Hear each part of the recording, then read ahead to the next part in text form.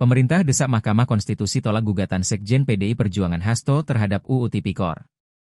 Pemerintahan Presiden RI Prabowo Subianto meminta agar Mahkamah Konstitusi, MK, menolak gugatan uji materi pasal 21 Undang-Undang Pemberantasan Tindak Pidana Korupsi, Tipikor, yang dilayangkan Sekretaris Jenderal PDI Perjuangan, Hasto Kristianto. Kuasa Presiden yang diwakili Kepala Badan Pendidikan dan Pelatihan Kejaksaan RI, Leonard Ebenezer Simanjuntak, memohon agar MK menolak gugatan tersebut secara keseluruhan. Menyatakan bahwa pemohon tidak mempunyai kedudukan hukum atau legal standing, kata Leonard dalam sidang yang digelar di ruang sidang pleno MK, Jakarta Pusat, Rabu, 1 Oktober 2025.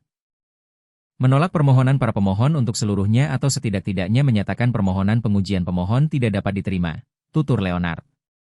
Selain meminta MK menolak permohonan Hasto, Leonard juga meminta agar Mahkamah menyatakan pasal 21 yang digugat Hasto telah sesuai dengan konstitusi. Menyatakan pasal 21 Undang-Undang Nomor 31 Tahun 1999 tentang Pemberantasan Tindak Pidana Korupsi sebagaimana telah diubah dengan Undang-Undang Nomor 20 Tahun 2001 tentang perubahan atas Undang-Undang Nomor 31 Tahun 1999 tentang Pemberantasan Tindak Pidana Korupsi tidak bertentangan dengan pasal 1 ayat 3, pasal 24 ayat 1, pasal 28D ayat 1, dan pasal 28 EUD 1945, katanya. Sementara itu, permintaan pemerintah ini berseberangan dengan DPR RI yang menilai permohonan tersebut perlu dikabulkan oleh MK. Dalam persidangan yang sama, Iwayan Sudirta sebagai perwakilan DPR RI menyatakan permohonan Hasto terkait ancaman maksimal pidana dalam pasal 21 UU Tipikor yang dikurangi dari 12 tahun menjadi 3 tahun harus dikabulkan oleh MK.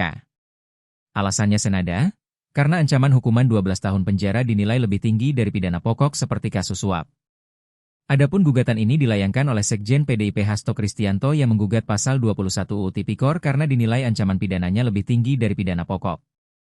Kuasa hukum Hasto, Magdir Ismail, menyebut ancaman pidana yang termuat dalam pasal 21 UU Pemberantasan Tipikor itu tidak proporsional. Pada pokoknya adalah kami menghendaki agar supaya hukuman berdasarkan obstruction of justice ini proporsional dalam arti bahwa hukuman terhadap perkara ini sepatutnya tidak boleh melebihi dari perkara pokok, kata Magdir saat ditemui di gedung MK, Jakarta, 13 Agustus lalu.